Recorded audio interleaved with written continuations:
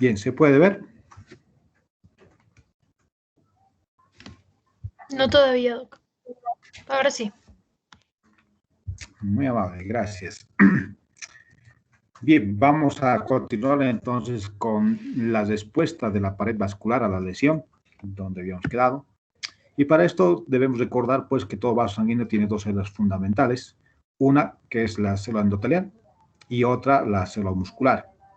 Ambas pueden responder fisiológica o fisiopatológicamente ante diversos tipos de estímulos que pueden ser pues hemodinámicos, químicos, físicos, etcétera, etcétera.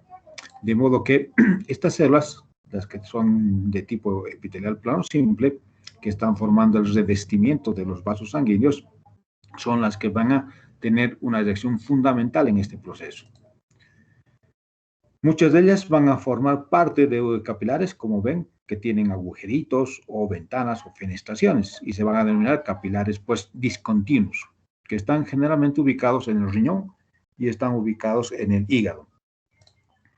Pero sin embargo también pues en contraposición hay capilares que se denominan continuos, como ven, no hay un resquicio o un espacio por donde puedan filtrar los diferentes constituyentes de la sangre. Este tipo de capilar se va a encontrar en el sistema nervioso central de preferencia e incluso puede llegar a formar pues una barrera denominada hematoencefálica. Estas células endoteliales, que son planas simples, van a hacer que la sangre fluya libremente, generando pues una superficie no trombógena, de modo que la sangre fluya sin que se pueda detener.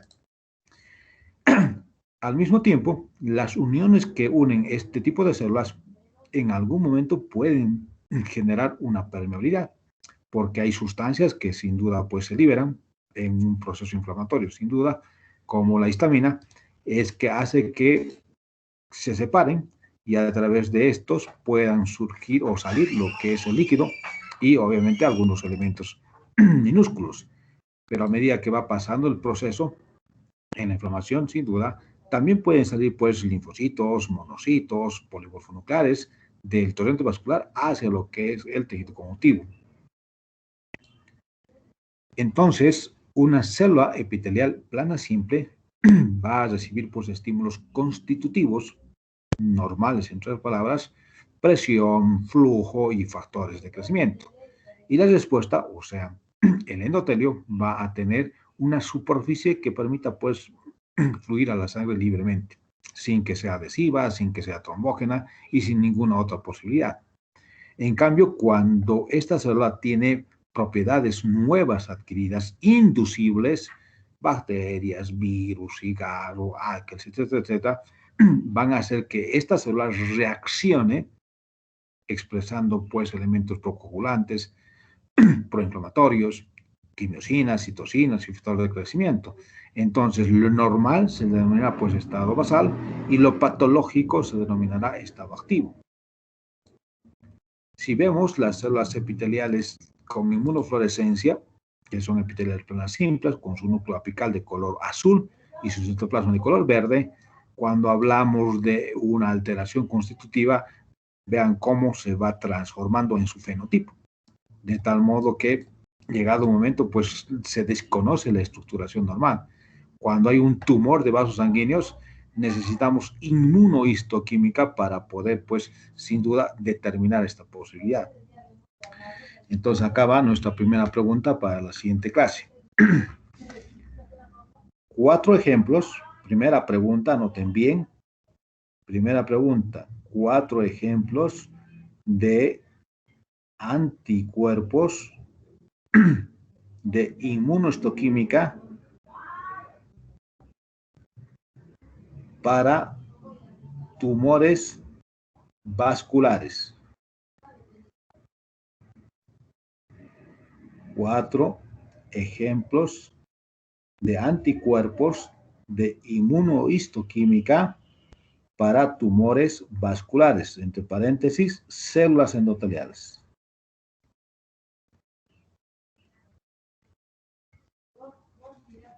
Ok, estos 4 están en nuestro libro, simplemente hay que buscarlos.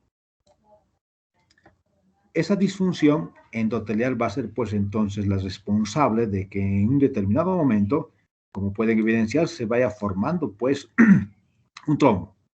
Después se va generando la aterosclerosis y obviamente generando una hipertensión porque no te permite pasar libremente el flujo sanguíneo por esta estructura vascular. La contracción de las células endoteliales en una disfunción de inicio rápido puede ser reversible independiente del elemento que lo esté estimulando. Diapositiva número 13 para considerar para nuestro libro. Como ustedes recordarán, hay pues varias moléculas de adhesión que van a provocar alteraciones en la expresión genética. Una de estas, sin duda, es pues las inmunoglobulinas, otras son las caderinas, otras las selectinas y finalmente las integrinas. Estos elementos proteínicos son necesarios para que pueda existir pues un equilibrio en el funcionamiento normal de la célula endotelial. Pero si se alteran, en cuestión de minutos, horas o días, pueden manifestarse varios tipos de expresión, especialmente en la luz o lumen del vaso sanguíneo. Pasando a hablar del otro grupo de células que son las células musculares lisas. Si ustedes recordarán, esas típicamente están localizadas en la capa media. La íntima no tiene, la adventicia no tiene. Eso es lo normal. Sin embargo, dentro del prototipo de procesos de alteración, por ejemplo, en una aterosclerosis, estas células de músculo liso van a migrar a la íntima. Cuando están en la íntima, estas células de músculo liso van a adquirir pues propiedades distintas de, por ejemplo, sintetizar colágeno, fibras elásticas, proteoglicanos, factores de crecimiento o citocinas justo en la íntima, por debajo del endotelio.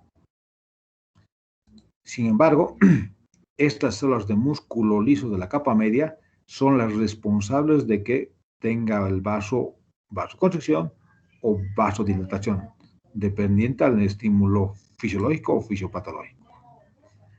El engrosamiento de la íntima, como bien había mencionado de sus compañeros, pues es un elemento fundamental de lesión vascular. En esta vamos a poder nosotros visualizar cómo estas células de músculo liso atraviesan la lámina elástica interna y se localizan en la íntima. Cómo los monocitos del torrente vascular sanguíneo hacen diapéresis a través de las células endoteliales para transformarse en macrófagos. Y estos van fagocitando, igual que las células de músculo liso, los componentes de grasa y se transforman en células espumosas y aumentan sin duda en este prototipo que estamos mencionando. También recordarles que cuando se lesiona o se corta un vaso sanguíneo, va a subir pues, procesos de cicatrización. ¿Qué quiere decir esto? Que va a restituir su tejido epitelial y su tejido conjuntivo, sin que se note siquiera que hubiese habido una lesión a ese nivel. Y lo puede hacer por dos procesos.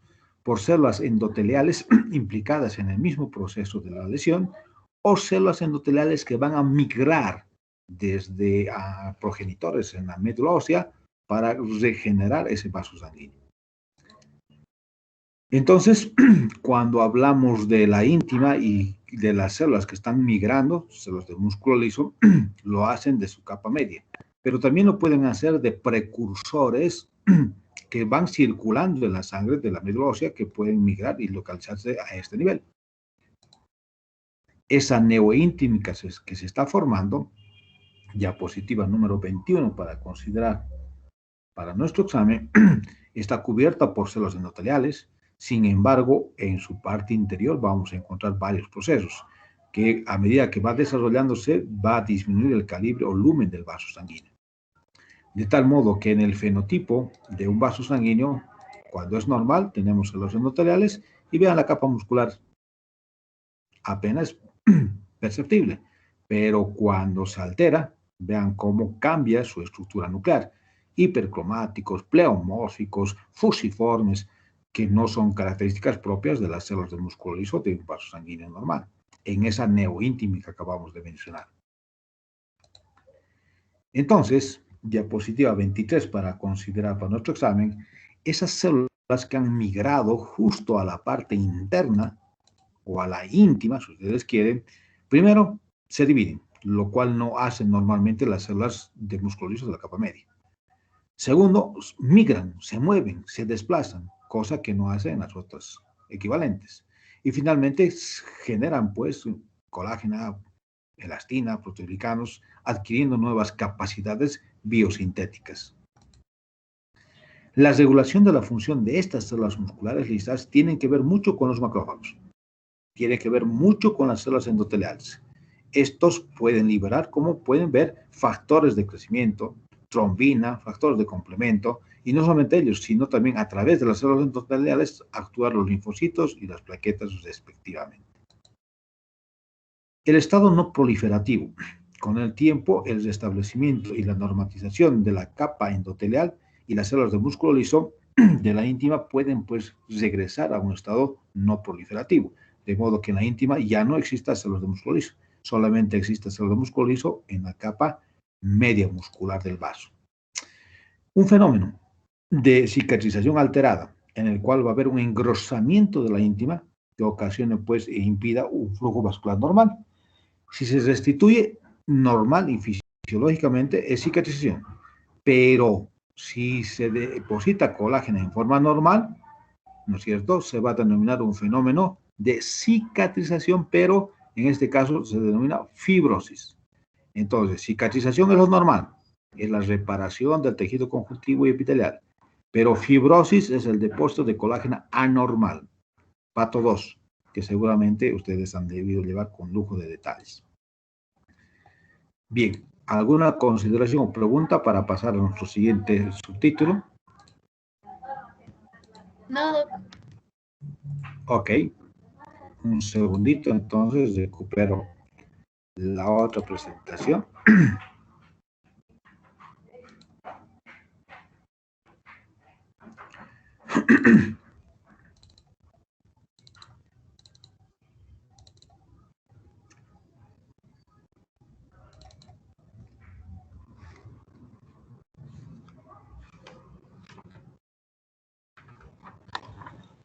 Doctor, disculpe, yo tengo una pregunta. Sí, adelante. Levante la manito para Sí, está ubicarlo. levantada. Francisca, adelante. Sí. ¿La neoíntima entonces sería el engrosamiento de la pared del vaso? ¿De la capa íntima? No, la formación, ¿no es cierto?, de una nueva estructura. Eso es la neoíntima. Ah, ya. Gracias, doctor. Ok.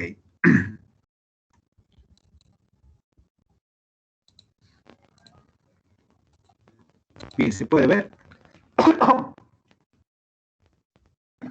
Sí, doctor. Sí, doctor.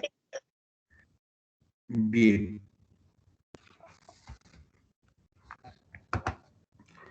Normalmente, cuando hablamos de la enfermedad vascular hipertensiva, siempre nos referimos pues a los valores normales y vamos a tratar de dar siempre los valores normales. En el momento que me olvide o quizás no lo mencione o sea dificultoso recordar, con toda confianza, doctor, ¿cuál será el valor normal? No recordamos o no nos han dado o no hemos avanzado, en otras palabras, ¿no? Porque es lo primero que siempre se debe considerar en medicina. Si no sabe lo normal, es difícil poder entender lo patológico.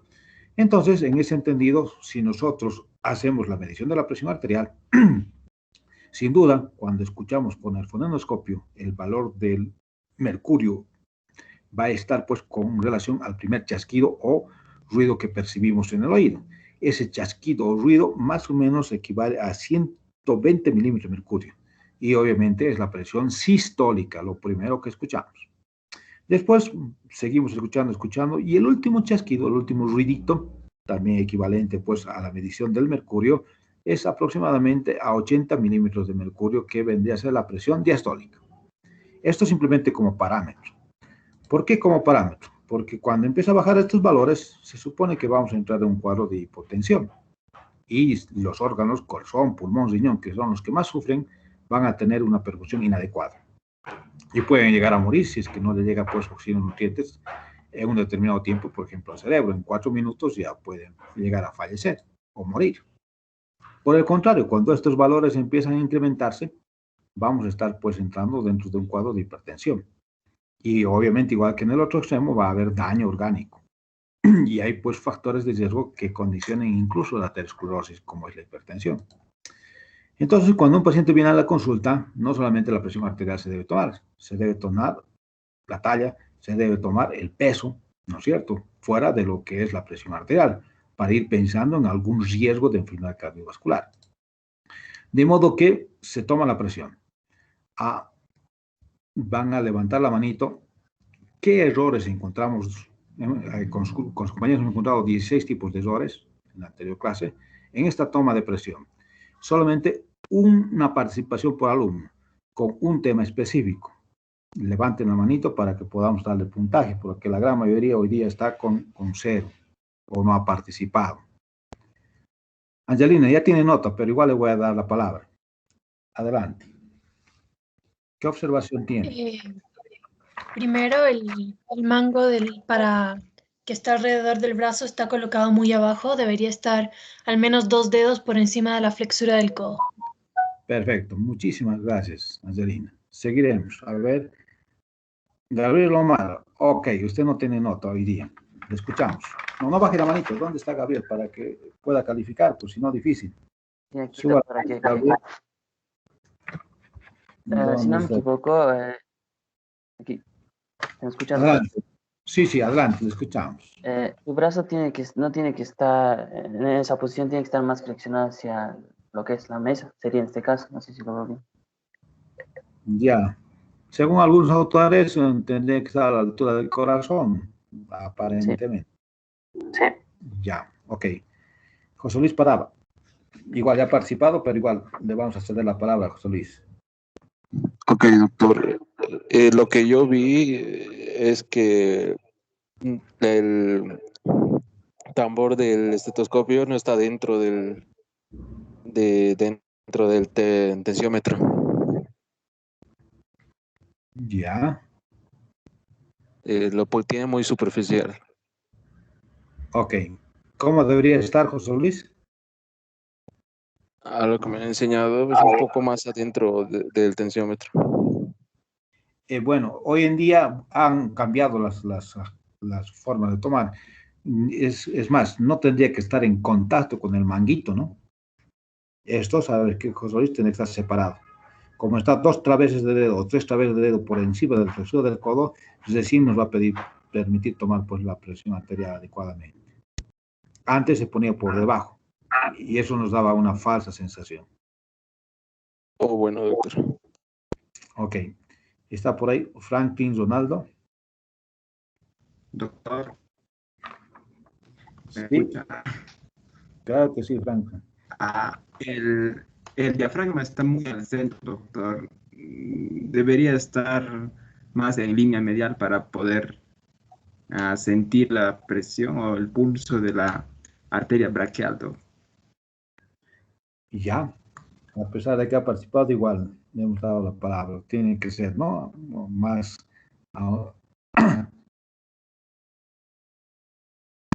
distante. Ok, Naira, Daniela. Sí, doctor, ¿me escucha? Claro que sí, usted tiene que lucirse para que le ponga. Ya. El manómetro del tensiómetro se encuentra hacia arriba, cosa que está mal, y tiene que ir hacia abajo en dirección de lo que es la arteria. Ya, se refiere acá al reloj, ¿no es cierto? Sí, exacto. Tiene que ir hacia abajo. Está al revés entonces. Sí. Aquí y aquí arriba está el otro punto. Naira, ¿está recomendado que esté unido al brazalete, sí o no?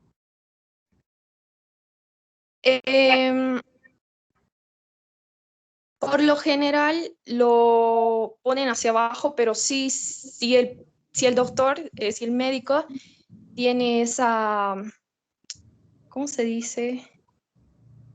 Es O sea, costumbre. sí está recomendado, sí se puede. Sí, pero lo recomendado es que no esté, ¿no? En el mango, por si acaso. ¿De acuerdo? ¿Está al revés? Sí, totalmente de acuerdo. Tendré que darse la vuelta pues, para ver los valores, ¿no? ¿Cómo verá al revés? No sé. Ok, Naira, ya le he calificado. Penélope, Gracias, doctor. no hay de qué. Doctor, una Escuchamos. Adelante.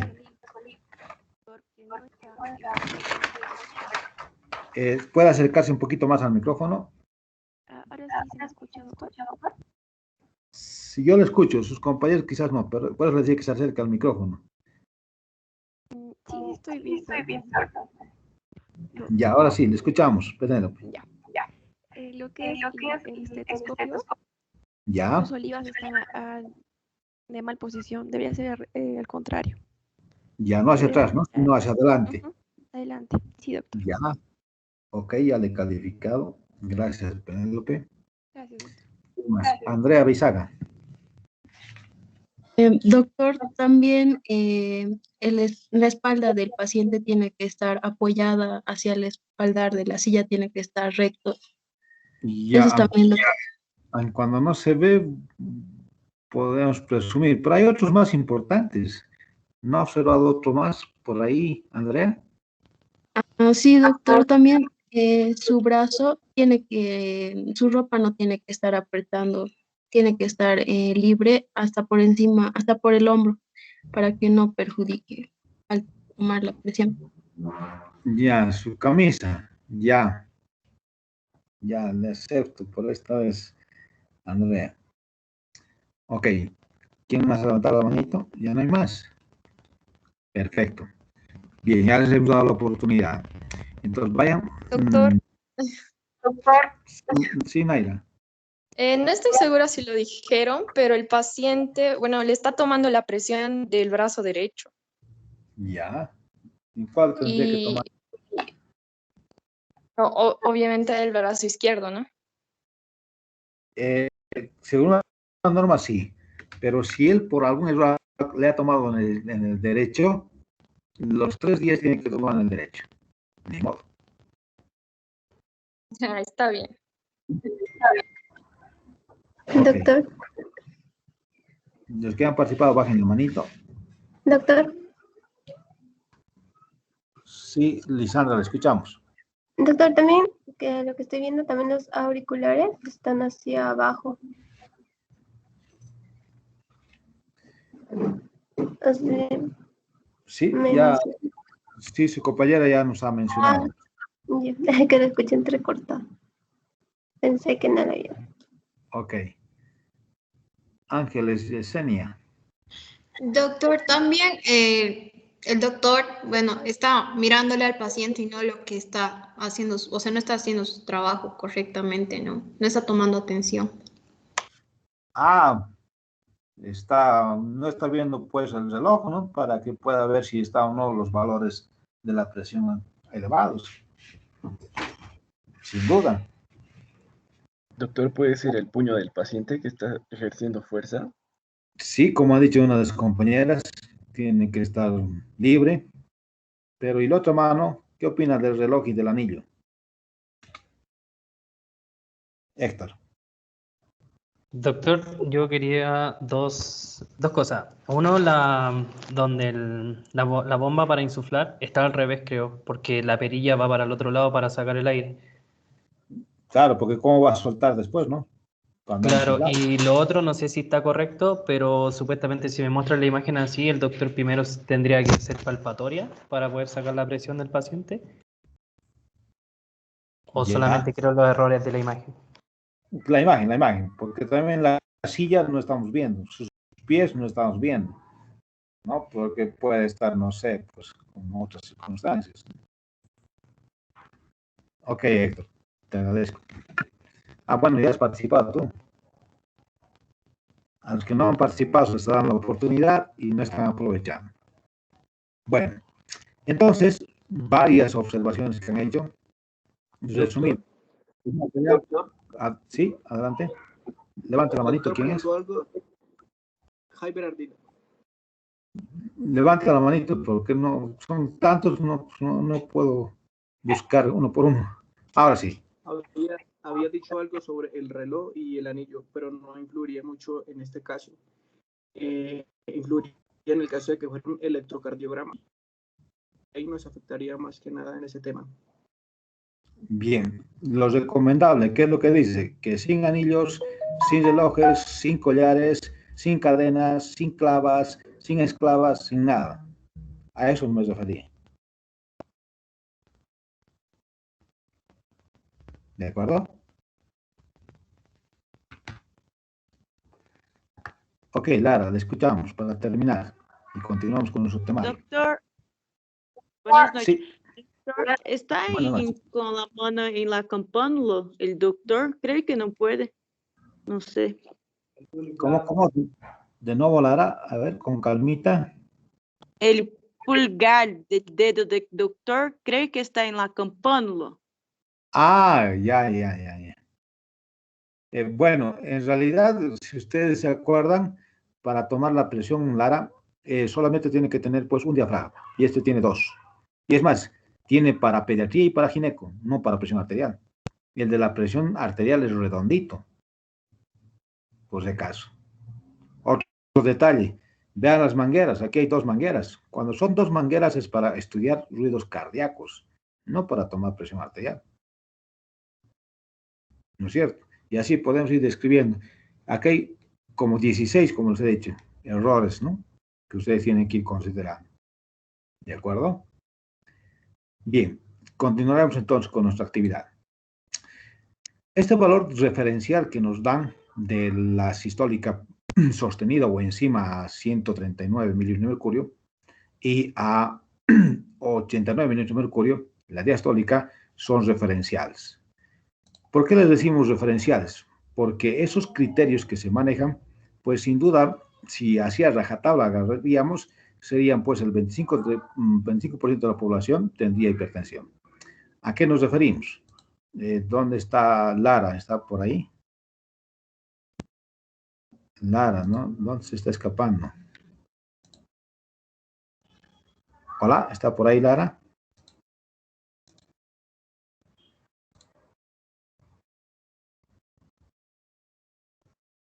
Doctor, Bueno, no está bien. tu mamá acaba de llamar a él. ¿Ya? ¿Y Solo un qué minuto. pasó? Solo un minuto. ¿Se salió de la clase? No, só está en una llamada con su mamá. Ah, ok. No se preocupen.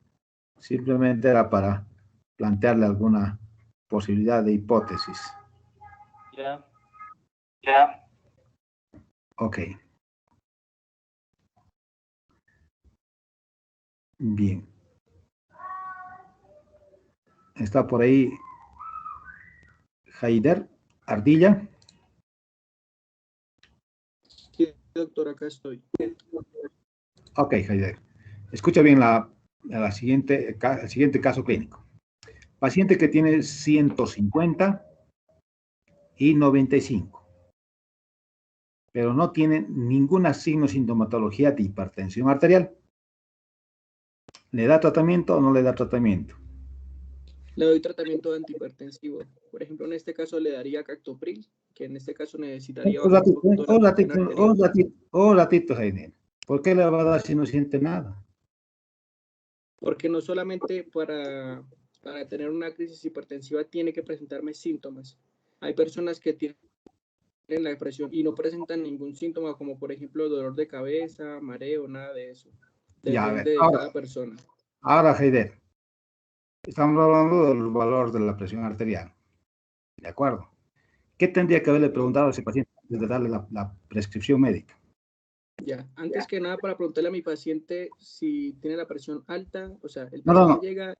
No se tiene debo, no presión alta. ¿Qué antecedentes tendría que preguntarle? necesito preguntar si quizá antemano, primero que nada, si es hipertenso. Si el paciente no es hipertenso, tengo que empezar a observar, por ejemplo, otro síntoma. En el caso usted dice que no presenta ningún síntoma. A ver, Entonces, paciente de Potosí, 4.000 metros, ha bajado. Estaba con valores de 180, 150. Y ahora tiene 150 y 93, 95. Y usted le da directamente antihipertensivo. yo sí, le daría igual. Pues ya ha bajado de 180 a 50, 150. Y de 150 a 95. ¿Sabe lo que va a ocasionar? Un colapso vascular en el riñón y en el cerebro. Entonces, ¿a qué quiero llegar con esto? El criterio médico no solamente está en función a los valores, ¿de acuerdo? Porque si se invierte, si mi paciente tiene 130 y tiene 85 y tiene sintomatología de hipertensión, ¿le da o no le da tratamiento? Si tiene los valores que recién dijo, no le daría, porque se me aproxima más a los valores normales. Entonces, Ya, no me pero preocuparía tanto. mire, tiene náuseas, vómitos, se desmayó, tiene edema de papila. Si tiene edema de papila y vómitos, me va a referir igual que tiene, quizás puede tener dolor. Entonces, otra vez el criterio de Haider. Antes, ese paciente que tiene ahora 130, tenía 100. Y antes de tener 85, tenía 60. Ya, en ese caso no le daría antihipertensivos, porque ahí ya me estaría haciendo una hipotensión. Ahí necesito ya regular un poquito más la presión. No, a ver, primero tenía 100, ahora tiene 130. Tenía 60 y ahora tiene 85. Tiene pues hipertensión. ¿Se da cuenta? Entonces, joven, criterio. Estos valores que estamos manejando solamente son referenciales. Si mi paciente tiene signos, sintomatología, así tenga 120, 80, tengo que tener antecedentes, porque probablemente antes tenía 90 y tenía, qué sé yo, 50. Y ahora ha subido a 120, 80. Teóricamente los valores son normales. ¿De acuerdo? Ok, gracias, Yaider, le agradezco. Hay enfermedades de base que pueden hacernos sospechar de que estos valores que estamos manejando deben ser considerados para que se considere los antecedentes como tales. Es así que, como ustedes verán, en el 90 al 95% no sabemos la causa. ¿Qué quiere decir esto? Que es esencial, que es primario. Solamente el 5% va a ser de causa renal, endocrina, cardiovascular o neurológica. Sin embargo, hay pacientes, pues, que con ese dato fundamental de no saber su causa, que es idiopático, debemos recordar que en el otro extremo, que es secundario, tenemos afección del riñón, tenemos afección de la suprarrenal o de la arteria, generándose pues una afección a este nivel para que no le llegue sangre al riñón y se desencadene la reacción de la cadena renina-angiotensina-aldosterona. Ya sabemos que las vías moleculares son fundamentales para que pueda existir una presión arterial alterada. Sal, genes, sistema nervioso central, inflamación, crecimiento vascular o vasoconstricción. A estos elementos hay que sumarles la edad. Cuanto más viejito sea, más probablemente tenga probabilidades de tener hipertensión. O si pertenece a la población afroamericana, igual. Estas dos variables hay que adicionar. La hipertrofia e insuficiencia cardíaca va a estar aumentado como factor de riesgo, lo mismo que la aterosclerosis cuando el paciente tiene hipertensión. Demencia por infartos a nivel del sistema nervioso central, porque no le va a llegar en la cantidad adecuada a la sangre. Disecciones de la aorta, se rompe y la sangre empieza a circular. Insuficiencia aguda o crónica. ¿Quién recuerda cuánto mide normalmente el riñón? Levante la manito.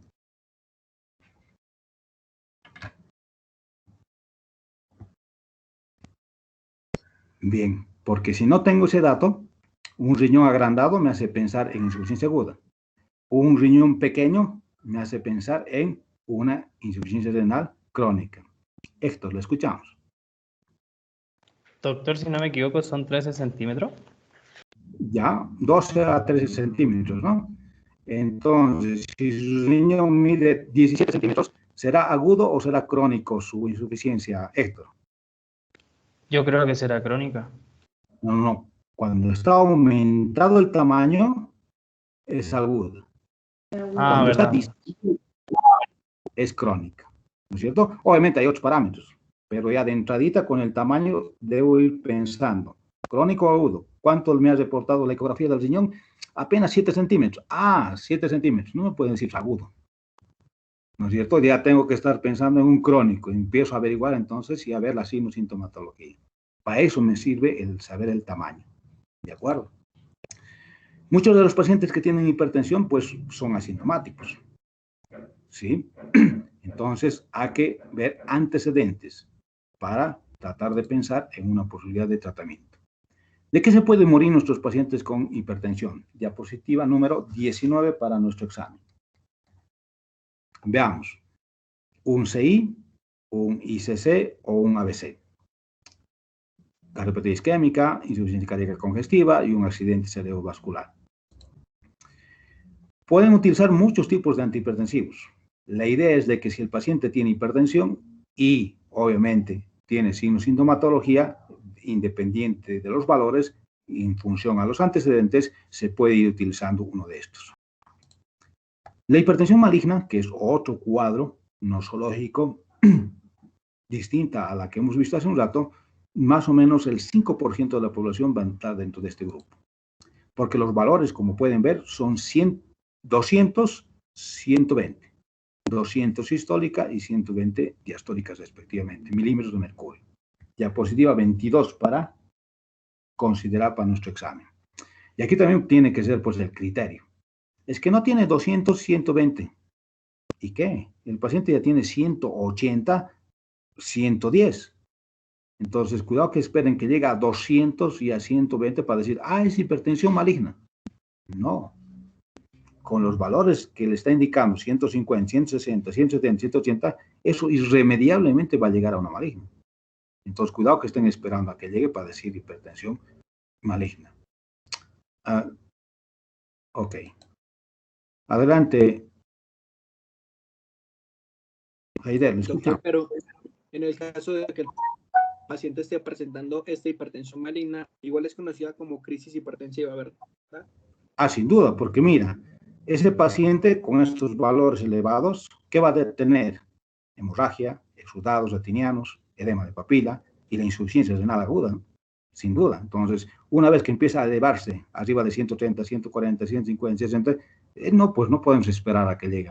Y es más, como médico general, ustedes no van a manejar.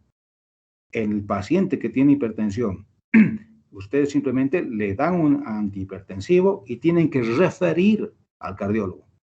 No tienen que agarrárselo ustedes, porque va a hacer más daño agarrárselo que referir. ¿De acuerdo? Paciente hipertenso, ustedes le dan su antihipertensivo y se refiere. No tienen que agarrárselo a este paciente. Miren, ¿quiénes pueden hacer esta hipertensión maligna? Uno que es normal, normotenso, o uno que tiene hipertensión. Entonces, cuidado que piensen que solo los que tienen hipertensión van a hacer hipertensión maligna. No, señor, también los que tienen presión arterial normal. Ahora, la regulación de la presión arterial, sin duda, puede estar en relación al gasto cardíaco y a la resistencia vascular periférica. Y aquí va también un pequeño detalle. Cuando ustedes examinen este tipo de pacientes, esto que están viendo de color rosadito es manejo del cardiólogo. Polemia, sodio, mineralocorticoides, péptido antidiurético, factores cardíacos como la frecuencia y la contractilidad. Esto ustedes no lo van a manejar. Su manejo de ustedes es la resistencia periférica. Es más, factores neurales, alfa y beta, constrictores y dilatadores. Eventualmente algún médico podrá atreverse a utilizar factores hormonales, constrictores o dilatadores. Esto ya es área cardíaca o del cardiólogo. Esto es lo que manejan ustedes. Ahora, los factores de presión arterial, sin duda, pues tienen que ver con el equilibrio del sodio. Y sin duda, vamos a referirnos a lo que está en nuestro libro. Cuando hablamos de la presión, no estoy diciendo hipertensión, estamos hablando de presión arterial. Hay una sobrecarga en nuestro corazón.